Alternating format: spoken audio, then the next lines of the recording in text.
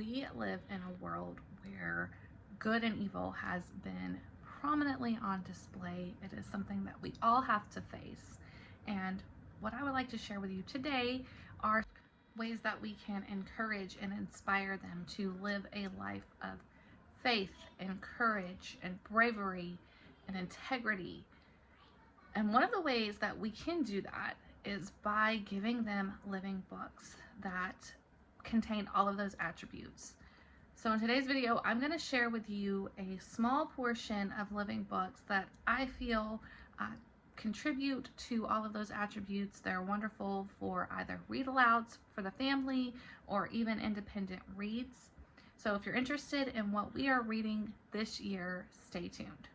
Hello, my name is Joni, and I am the mom behind simplelivingmama.com, where we help moms simplify life, home, and homeschool.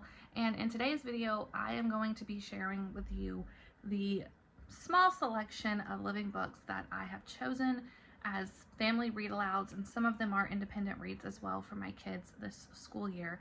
Now, I kind of had a theme when I chose the books that we are going to read, and I actually chose them over the summer, and I did not realize how important that theme would become, especially in light of recent events in our country.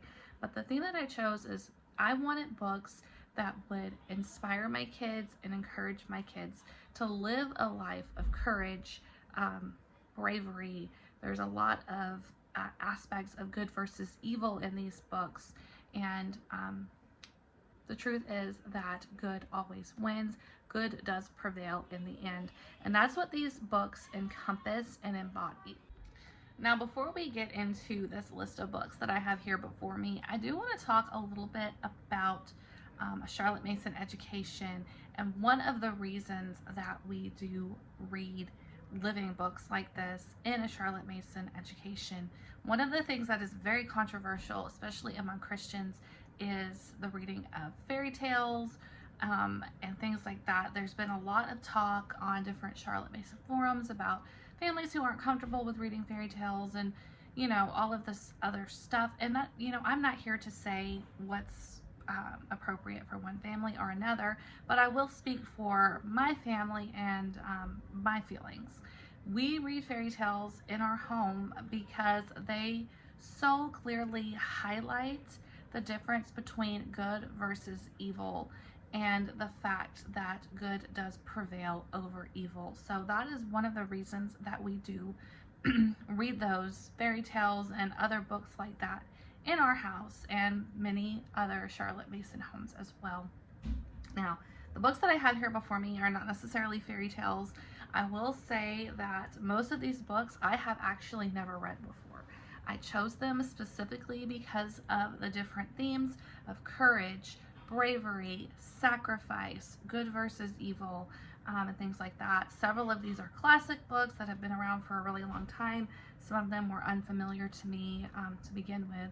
But I'm going to go ahead and I'm going to show you guys what I have chosen as our family read-alouds this school year.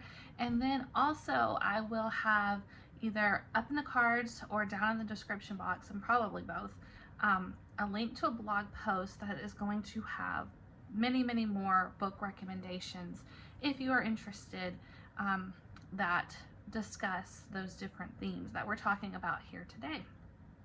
So let's go ahead and get started. Now, I have this box set here before me. This is The Wild Robot. Right now we are currently reading The Wild Robot, the first one. I have not seen the movie, and we are about, I want to say, a little over halfway through the book. So The Wild Robot has been such a fun story for me to read to the kids.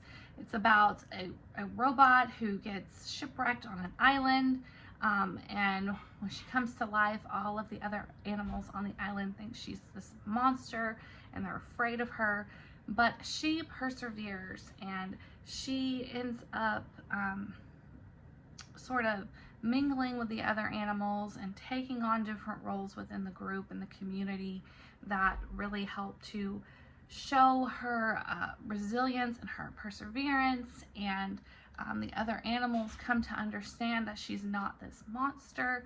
So that's where I'm at with the book right now. Like I said, we haven't finished it yet, but It's just been a great book, I think, to read to the kids, to show them, not everything you see or every single person you meet is a monster because they're different than you, and that there are ways that we can work together even with our differences, right? So anyway, I'm going to move on to the next one. So this one we have not read yet. This is The Great and Terrible Quest by Margaret Lovett.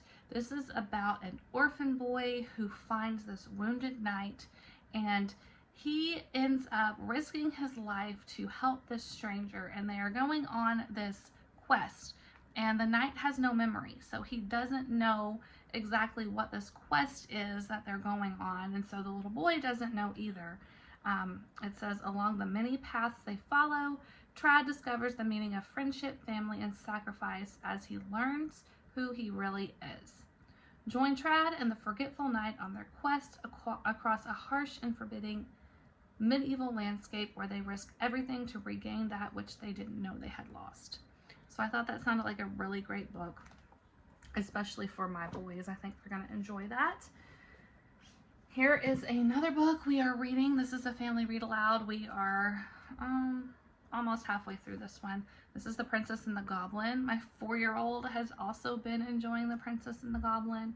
This one is exploring a lot of themes about good and evil. We're also learning about friendship, and it's just been a really great book to read so far. Okay, now we have The Tale of Despero. I have never read The Tale of Despero. I cannot believe that I have not read this one, but I love the way that it begins, and it says, "The world is dark and light is precious. Come closer, dear reader. You must trust me. I'm telling you a story."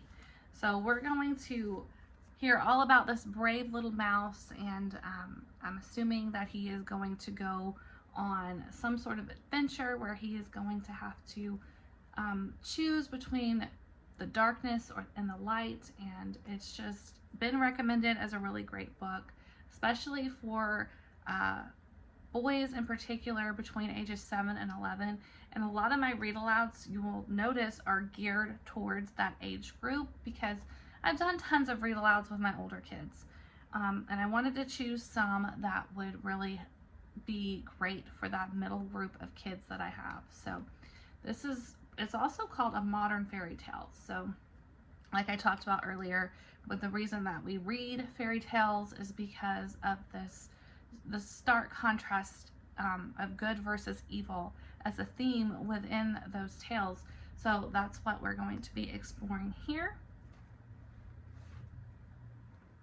We also have Mrs. Frisbee and the Rats of Nim. This is another book that I have not read yet, but we're going to meet this brave widow, and we're going to see the importance of family and the importance of sacrifice, and I'm really looking forward to this one.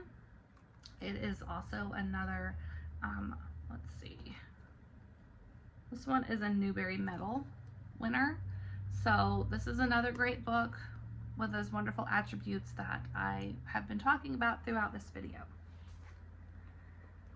We have this book called Forest World. This is another one that I have not read yet, but it has come to me highly recommended. I'm just going to read the back of it so you guys can get a feel for what this book is about. To the animals of Lodge Farm, the woods are a forbidden place filled with danger and uncertainty. For the wild animals in the forest, the farm is just as frightening because man lives there. The two worlds are next to each other, but they couldn't be further apart. When the groups tame and wild begin to interact, each begins to question how life would be different on the other side. Manny the donkey ventures into the forest for an adventure, while a doe and her 2 fawns seek the safety of the barn when poachers threaten them in the woods. Will the animals choose to stay in their new lives, or will the call of home be too great?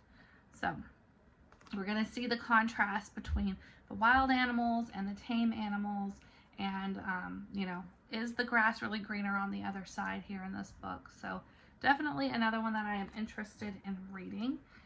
And then I do want to talk about something else that we read in our homeschool, something that I have been reading with my kids since way back when we did My Father's World, which is a Protestant curriculum. So we have always read stories about Christian heroes, missionaries, martyrs, and different things like that. It is so, so important because these are people who stand up for the faith. These are real, true stories about these people and how they had courage and bravery and how they did not falter from their faith. So we have read several different kinds of books about both regular Protestant Christian missionaries and martyrs, and then also, now that we are Catholic, we are reading about the Catholic saints and the different ones that have gone before us, and how we need to look to their lives as an example.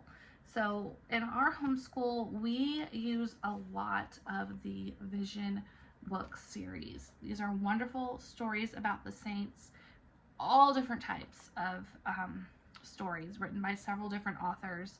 And the two that my 10-year-old and 11-year-old, 9-year-old and 10-year-olds are currently reading right now is we have St. Dominic and the Rosary. This is what my 10-year-old is reading. And then St. Joan, one of my favorite saints, St. Joan the Girl Soldier. This is what my 9-year-old daughter is reading. And I have several different Vision books about the saints that my kids read as part of their homeschool education. And like I said, it is so important that we are telling our children about these people, whether it's through books, stories, videos, whatever it is. Our kids need to hear about these real life people who are so strong in their faith, okay? So that is so important. So that is all that I have for you today. These are the books that I'm planning as read-alouds or independent reads for my kids. I will have a video in the future about how I am teaching my kids character and virtues and manners and etiquette as well, because that is something else that we are working on very strongly in our homeschool this year.